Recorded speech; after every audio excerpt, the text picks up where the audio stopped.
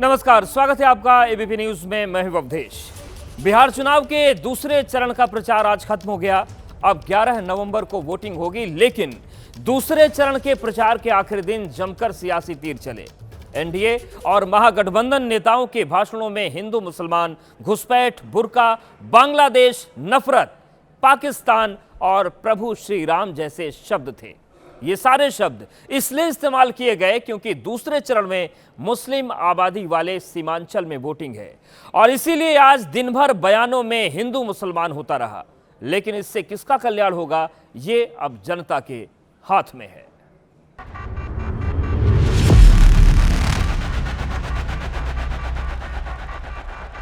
कांग्रेस के लोग हंसते थे, कहते थे राम मंदिर नहीं बनने देंगे। इसलिए आप चिंता मत करो मुसलमान भाई, इस बार हृदय परिवर्तन करो। भाजपा के चुनाव लड़ने की अंतिम जो सबसे बड़ी सीमा है वो यही है, घुसपैठी है। ये लोग घुसपैठिए को बचाना चाहते हैं। दूसरे चरण का प्रचार आज खत्म हो गया, लेकिन उससे पहले एनडीए हो या महागठबंधन, हर नेता की जुबान पर प्रभु राम, हिंदू मुसलमान, घुसपैठ, बुर्का, बांग्लादेश जैसे कीवर्ड्स छाए रहे। सोच समझकर तीर चलाए गए क्योंकि दूसरे चरण में मुस्लिम बहुल आबादी वाला सीमांचल भी है। सोच समझकर ही बिहार चुनाव में बीजेपी हिंदुत्व की पिच पर बैटिंग कर रही है, जिसके कैप्टन हैं योगी आदित्यनाथ। आरजेडी ने राम मंदिर के रथ यात्रा को रोक दिया था, लेकिन तब भी राम भक्त कहता था राम लला हम आएंगे, मंदिर वहीं बनाएंगे। पिछले आंकड़ों को देखें तो मुसलमानों को आरजेडी का वोटर माना जाता है। हालांकि बीते चुनाव में ओवैसी की पार्टी ने आरजेडी के मुस्लिम वोटों में सेंध लगाई थी। नीतीश भी मुसलमानों का वोट चाहते हैं, इसलिए जमकर हिंदू मुसलमान हुआ है। सीमांचल में किशनगंज, कटिहार, पूर्णिया और अररिया जिले आते हैं। इन 4 जिलों में विधानसभा की 24 सीटें हैं। सीमांचल में मुसलमान ही तय करेंगे कि कौन जीतेगा और कौन हारेगा, इसलिए ओवैसी से लेकर गिरिराज सिंह तक हर कोई अपने अपने हिसाब से पत्ते फेंक रहा है। मामला वोट का जो है, कई बार तो पहले बुर्के की आड़ में महिला के बदले लड़के भी बुर्का में चले जाते थे। आज फिर से बुर्के की आड़ में बोगस वोटिंग करने की तैयारी हो रही है। तो ये तो सिर्फ एक समुदाय के खिलाफ नफरत की निशानी है। तो ये हमेशा से ऐसी इस तरह की गिरी हुई बात बीजेपी हर चुनाव के वक्त करती है।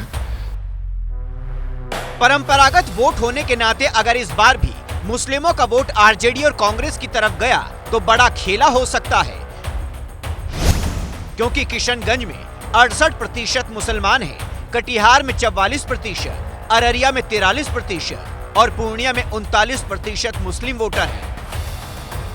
उन्होंने घुसपैठियों को अपनी वोट बैंक बनाया है। हमें नहीं चाहिए घुसपैठिए के वोट, हम तो सासाराम के युवाओं के वोट से, हमारी जीविका दीदी के वोट से जीतने आए। नरेंद्र मोदी में, उनके खून में, उनकी सोच में नफरत है। वो बांटना चाहते हैं, नफरत फैलाना चाहते हैं। बिहार में बीजेपी नेताओं ने बुर्का, मुसलमान और घुसपैठ का मुद्दा जमकर और खुलकर उठाया है, जिसका सीधा सा मतलब है हिंदू वोटों को अपनी तरफ किया जाए, जमकर ध्रुवीकरण किया जाए। ये राजद और कांग्रेस महागठबंधन तुम्हारा तुष्टीकरण करके भाजपा से डर दिखा करके तुमको अलग थलग करना चाहते हैं, और हम पुष्टिकरण करके वो मतदाता मानते हैं, हम भाग्य विधाता मुस्लिम भाई को मानते हैं। लोग शाम के बाद घर से बाहर नहीं निकलते थे। समाज में कितना विवाद होता था, कितना हिंदू मुस्लिम झगड़ा होता था। अब तो हमारे देश में हिंदू मुसलमान, धर्म, घुसपैठ, बांग्लादेश किए बिना चुनाव भी अधूरा सा ही लगता है। जब तक वोट पाने के लिए हिंदू मुसलमान ना हो तब तक सियासी शतरंज पर बाजी अधूरी ही रहती है। आज दूसरे चरण के प्रचार के आखिरी दिन हर कोई इन्हीं मुद्दों के इर्द गिर्द एक दूसरे को घेरता दिखा। झारखंड में चुनाव हो रहा था तो घुसपैठियों को बाहर कर रहे थे, एक भी घुसपैठिया आज तक देश के सामने रख नहीं सके। फिर दिल्ली में चुनाव आया तो दिल्ली में घुसपैठियों को बाहर कर रहे थे। दरअसल भाजपा और भाजपा के नेता सिर्फ और सिर्फ एक झूठा नैरेटिव बनाना चाहते हैं। इंडिया गठबंधन जो काम कर रहे हैं वो तो बहुत ही ज़्यादा तुष्टिकरण की राजनीति कर रहे हैं, तो एक्सेप्ट बीजेपी और एनडीए के सबको तुष्टिकरण की राजनीति करनी है। तो इसीलिए देश में आज जो भौगोलिक स्थिति देश की बिगड़ती जा रही है, नौजवानों का जो हक और अधिकार है उसको घुसपैठिए खा रहे हैं। सारी कोशिश वोटों के ध्रुवीकरण की है। बिहार की सियासत में सीमांचल इस बार पिछली बार से भी ज्यादा निर्णायक है। यहीं पर वोटर रिवीजन को लेकर सबसे ज्यादा सियासत हुई। कांग्रेस ने सबसे ज्यादा शोर यही किया ताकि मुस्लिम मतदाताओं को रिझाया जा सके। राहुल और तेजस्वी की वोटर अधिकार यात्रा का शोर भी इस इलाके में खूब गूंजा था। साल 2020 के विधानसभा चुनाव पर नजर डालें तो सीमांचल की कुल 24 सीटों में से बीजेपी के पास 8 गई थी, जेडीयू के पास 4 और आरजेडी के खाते में सिर्फ 1 सीट आई थी। सीमांचल में कांग्रेस को पिछले चुनाव में 5, एआईएमआईएम को 5 और सीपीआई-एमएल को 1 सीट मिली थी। मुसलमानों की ज्यादा संख्या होने के बाद भी पिछली बार बीजेपी ने यहां 8 सीटें निकाल ली थी। इस बार भी बीजेपी ने पूरा जोर लगा रखा है, लेकिन आरजेडी को लगता है कि इनकी तो आदत ही हिंदू मुसलमान करने की है। बोकस वोट तो उनकी आदत है, हिंदू मुस्लिम इस पर हम ज्यादा क्या कहें, लेकिन वे जो बोले वे गलत, अब बुर्का उठाने हर किसी के केंद्र में हिंदू मुसलमान है। तेजस्वी यादव ने कहा कि सरकार बनी तो वक्फ बोर्ड बिल को कूड़ेदान में फेंक देंगे।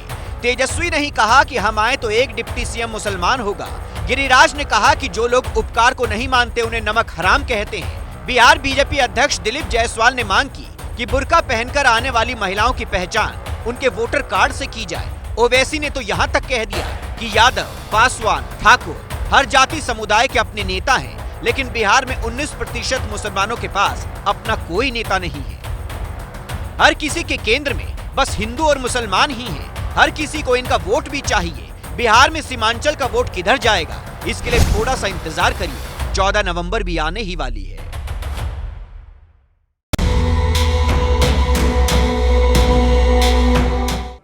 क्या बिहार की हार जीत का असर 27 में उत्तर प्रदेश विधानसभा चुनाव पर दिखेगा? बिहार चुनाव को सेमीफाइनल माना जा रहा है। ऐसे में सभी राजनीतिक दलों ने बिहार में अपनी ताकत झोंक दी। अकेले योगी आदित्यनाथ ने बिहार में 31 चुनावी रैलियां की हैं, तो समाजवादी पार्टी का एक भी उम्मीदवार नहीं होने के बावजूद अखिलेश यादव और उनके नेताओं ने चुनाव प्रचार में कोई कसर नहीं छोड़ी। बीएसपी और कांग्रेस भी इसमें पीछे नहीं रहे।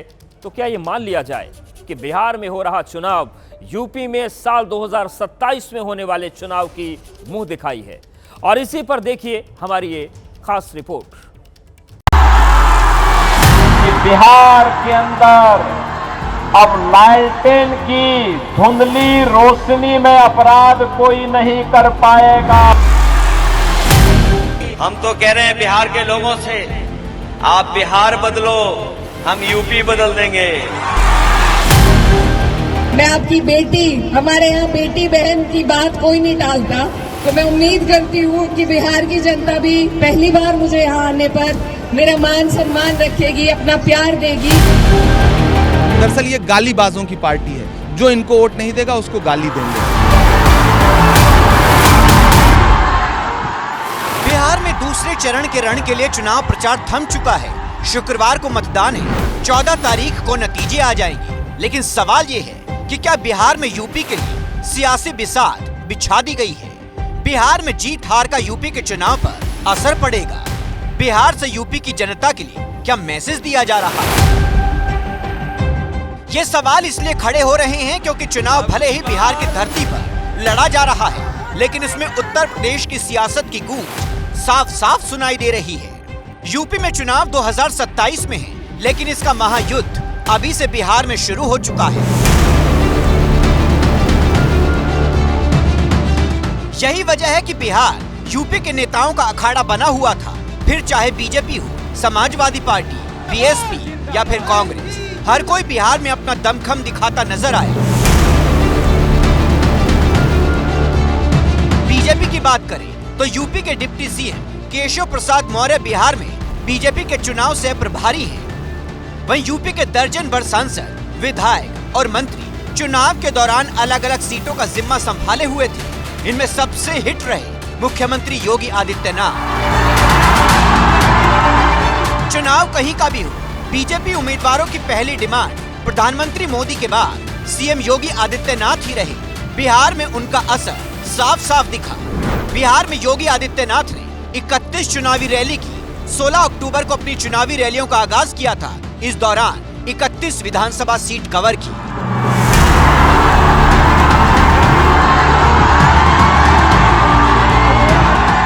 बिहार चुनाव में सीएम योगी ने यूपी के बुलडोजर मॉडल के साथ साथ अपराधियों के खिलाफ जारी एक्शन का बखान जमकर किया। इसके अलावा उनकी कोशिश धर्म के नाम पर हिंदू वोटों को एकजुट करने की रही। बिहार में प्रयोग सफल रहा तो इन्हें यूपी के रण में इसका फायदा मिलने की पूरी उम्मीद है। पटेंगे नहीं, कटेंगे भी नहीं। याद करना, बंटे थे तो कटे थे, बटेंगे नहीं तो कटेंगे नहीं, एक रहेंगे तो सेफ भी रहेंगे। बिहार में 48 से ज्यादा विधानसभा सीटें हैं जो यूपी की सीमा के करीब हैं या उससे सटी हुई हैं। यूपी का महाराजगंज, कुशीनगर, देवरिया, बलिया, गाजीपुर, चंदौली और सोनभद्र ये वो 7 जिले हैं जिनकी सीमा बिहार से लगी हुई है। वहीं बिहार का पश्चिमी चंपारण, गोपालगंज, सिवान, सारण, भोजपुर, बक्सर और कैमूर जिला यूपी से सटा हुआ है। यूपी से सटे बिहार के इन जिलों में चुनावी हार जीत बहुत बड़ा मैसेज देगी। यही वजह है कि अखिलेश यादव भी, जिनका एक भी उम्मीदवार चुनाव मैदान में नहीं है, वो भी लगातार रैलियां कर महागठबंधन के लिए वोट मांगते दिखे।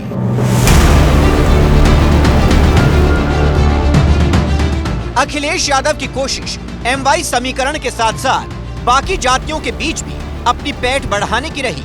अखिलेश यादव की कोशिश थी जातियों के नाम पर महागठबंधन के लिए वोटों को एकजुट किया जाए। सोच वही अगर बिहार में सफल हुई तो यूपी में भी इसी फॉर्मूले को फिर से आजमाया जा सकता है। तमाम वो लोग जो दबे कुचले हैं, पीड़ित हैं, शोषित हैं, वंचित हैं, उन लोगों को साथ ला करके बिहार को और तमाम दलों को मिलकर के नई दिशा में ले जाना चाहते हैं। और जब नया बिहार बनेगा तब नौकरी मिलेगी। हम तो कह रहे हैं बिहार के लोगों से, आप बिहार बदलो, हम यूपी बदल देंगे। बीजेपी की तरह समाजवादी पार्टी के बाकी नेताओं ने भी बिहार में चुनाव कमान संभाल रखी थी, जिसमें एक नाम इकरा हसन का भी है, जो मुस्लिम बहुल्य सीमांचल में गरजती नजर आई। अगर आपसी लड़ाई के चक्कर में हम इनको फिर जीतने देंगे तो ये हमारी आने वाली नस्लें आपको और हमें कभी माफ नहीं कर पाएंगी। इस बार आपके पास मौका है। अगर इस बार मायूस हो गए तो फिर लंबा मौका हाथ से चला जाएगा, इसलिए आपको चूकना नहीं है। तो विजयी होगा एनडीए। बीजेपी और समाजवादी पार्टी की तरह बीएसपी का भी फोकस यूपी की सीमा से सटे जिलों में था। पार्टी ने अपने पूर्वांचल के तमाम नेताओं को बिहार के चुनावी मैदान में लगा रखा था। बीएसपी की कोशिश है यूपी से सटी सीटों पर त्रिकोणीय मुकाबला बनाए, ताकि दलित वोट बैंक के एकजुट होने पर उसके प्रत्याशी की राह आसान हो सके। मायावती की नजर कैमूर की चारों सीटों भभुआ, मोहनिया, रामगढ़ और चैनपुर पर है। इसलिए मायावती की रैली भी कैमूर जिले में रखी गई थी। मायावती की कोशिश दलित और पिछड़े वर्ग के मतदाताओं को लामबंद करने की थी। उनकी मौजूदगी से कैमूर में सियासी समीकरण बदलने की उम्मीद जताई जा रही है। दलित बेस वोट को बांटने की भी पूरी कोशिश में लगे रहते हैं और इस मामले में इन्होंने दलित वर्ग में से बिकाऊ व स्वार्थी लोगों के जरिए अब अनेकों पार्टियां व संगठन आदि भी बना दिए हैं, जिनको चलाने व चुनाव आदि लड़ाने पर विरोधी पार्टियां ही उनका पूरा खर्चा उठाती हैं। बिहार के चुनावी रण से यूपी में जीत का सपना कांग्रेस भी देख रही है। इसलिए उसके भी कई नेता बिहार के जरिए उत्तर प्रदेश का गुणा भाग करते हुए दिखाई दिए। इस बार सीमांचल हो, मिथिलांचल हो, पूर्वी चंपारण हो, सारे अलग अलग जोन जो हैं वो सीधे सीधे सरकार बनाने की लड़ाई लड़ रहे हैं। पाला खिंचा हुआ है, कोई एनडीए गठबंधन में है, कोई इंडिया गठबंधन में। बीच में ये जो वोटों को काटने की कोशिश करने वाले लोग आए हैं, इस बार बिहार की जनता उनके झांसे में नहीं आने जा रही। लेकिन बिहार में सबसे ज्यादा योगी और अखिलेश की साख दांव पर लगी है। अगर एनडीए की जीत होती है तो इससे 2027 में यूपी की लड़ाई में सीएम योगी की छवि और मजबूत हो सकती है। वहीं अगर महागठबंधन बाजी मार ले जाता है तो अखिलेश यादव का जाति वाला दांव यूपी की परीक्षा में भी कमाल दिखा सकता है। ऐसे में अब इंतजार बस 14 तारीख का है।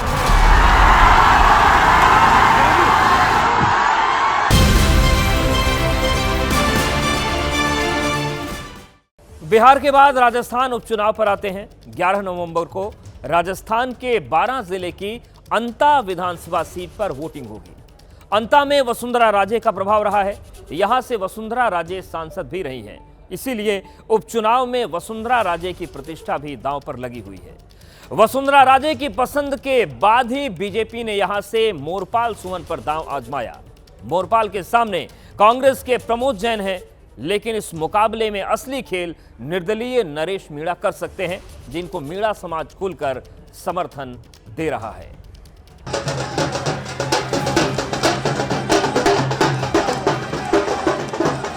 बिहार में चुनावी तापमान हाई है, लेकिन राजस्थान में भी वोट वाली वॉर चरम पर है।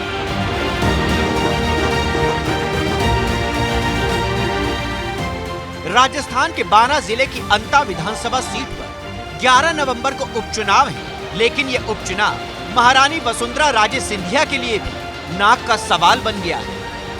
राजस्थान में आमतौर पर ज्यादातर सीटों पर कांग्रेस और बीजेपी के बीच सीधा मुकाबला होता है, लेकिन अंता सीट पर हो रहे उपचुनाव में निर्दलीय नरेश मीणा ने यहां के मुकाबले को त्रिकोणीय बना दिया है। अंता में कांग्रेस, बीजेपी और निर्दलीय नरेश मीणा में बेहद नजदीकी और रोमांचक मुकाबला होने की उम्मीद जताई जा रही है। 12 जिले की अंता विधानसभा सीट पर होने वाले उपचुनाव में 15 उम्मीदवार किस्मत आजमा रहे हैं, जिसमें मुख्य मुकाबला बीजेपी और कांग्रेस के बीच ही है। लेकिन निर्दलीय उम्मीदवार नरेश मीणा ने इसे और भी दिलचस्प बना दिया है। बीजेपी ने यहां से मोरपाल सुमन को मैदान में उतारा है।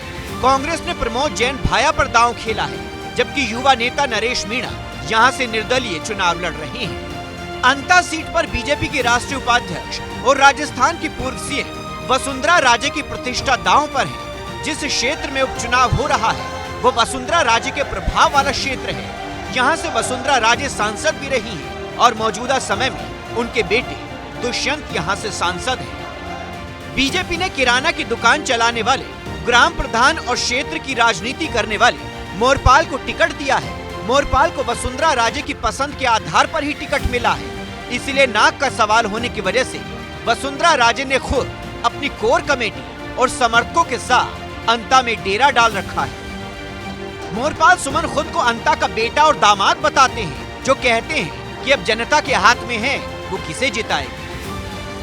एक तरफ धन बल है, एक तरफ जनबल है। मैं तो जनता के दरबार में आकर के इनसे वोट मांग रहा हूँ और ये मेरे लिए सब कुछ कर रही है। पूरी जनता देख लीजिए आप, इनके आधार पे चुनाव लड़ रहा हूँ। मैं गरीब परिवार से आता हूँ और यहाँ का स्थानीय हूँ।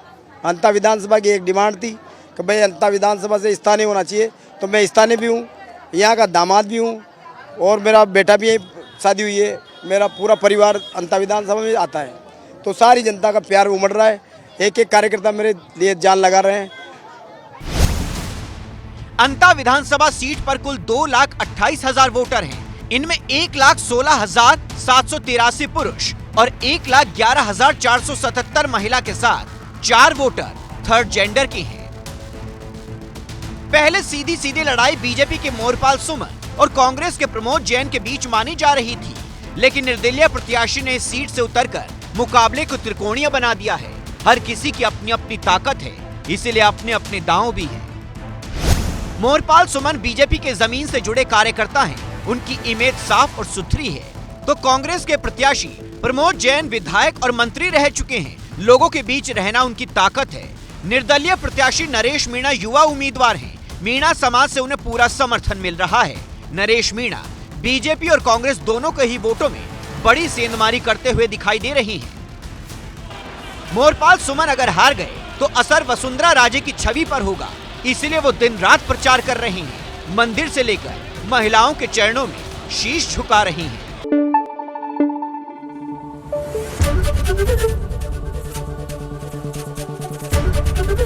एबीपी न्यूज आपको रखे आगे।